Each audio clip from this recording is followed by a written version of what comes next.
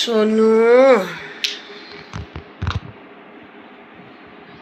সোনু, মা আমি মা রে তোর জন্ম জন্ম মা, লোকে যে যাই বলুক যাতে আমি তোর মা।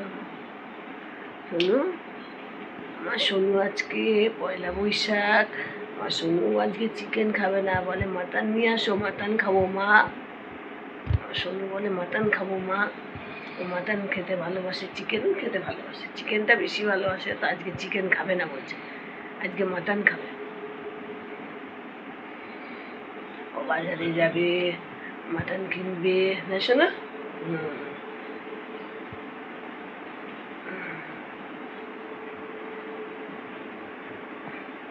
এটা আমার বাবা, এটা আমার বাবা।